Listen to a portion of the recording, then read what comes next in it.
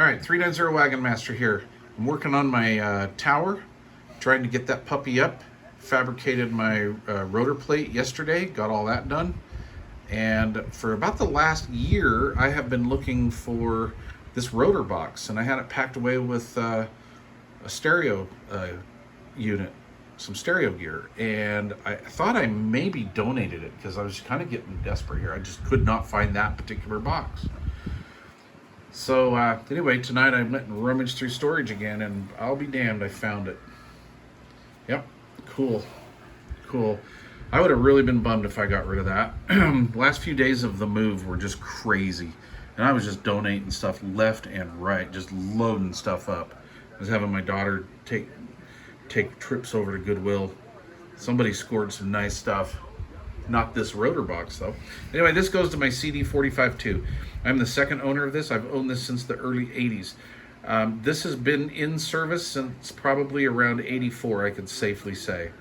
Pretty much 100% of the time since then. And it has always been there for me, and it has gone through hell.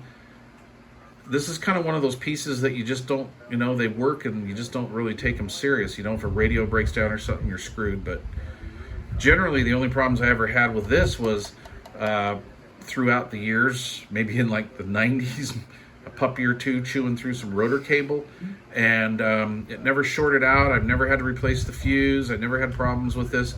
At about 2015 or so, 2014-15, the meter started acting funny, and I thought, well, it's that damn rotor cable. It still worked, the brake still worked and everything, but this was all acting funky. So I put it on calibrate, and it just basically stays pinned, right? All the way counterclockwise, it's just pinned. And I don't honestly remember the particulars of this. I know you have to have, it wired up to the rotor and all that. But anyway, this did this whether it was hooked up or not. The light is burnt. Nice silver looking color there. Or is that the lid to it? No, that's the bulb. All right. And this is all grody, and it just looks like crap. So this is live, I gotta be careful. So I'll probably check things out. And throw in another capacitator, I guess, get another 30 years. Or somebody else will get some use out of it after I'm done managing this thing. But we will look this up on the interweb. There's a guy on the interweb that's got a lot of cool information about these. I bookmarked it, so I'll check that out. And grab a manual and possibly a schematic, right? And we'll hopefully get this thing back up to par. It's very important. I'm getting close on this tower project, so needed to find this. All right, in that box was this. This is my old school Techniques SH8055. I believe they produced this all through the 80s. Probably up till 88-ish or something like that. I'm not really an EQ guy, but it came with this old school system that you guys see all the time. So this is my SA404 that I use on my bench with my little baby Advents over there somewhere right around. And the system came with this, the EQ, and two of these Techniques M6s. And I just recently got rid of one of these and sent one of these over to Colorado.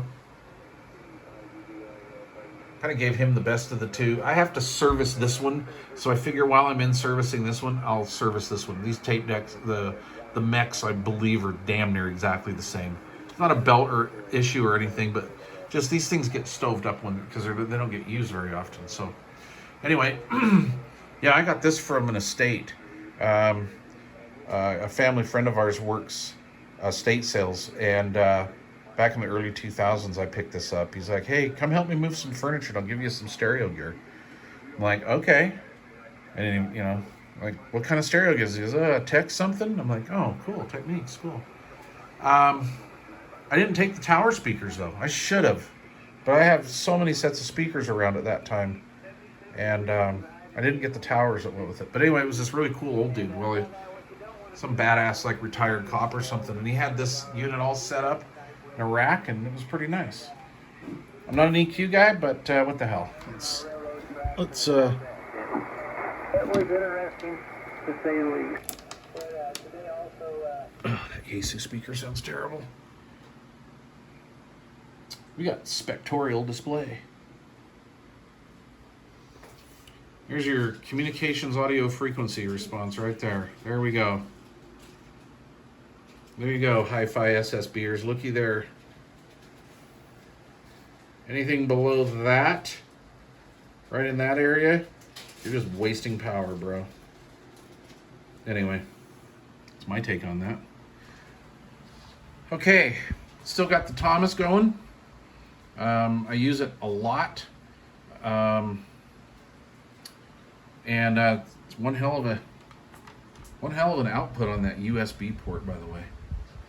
This has been a pretty neat little radio, and I'm going to do some more video action on this little Thomas. This thing's kind of interesting.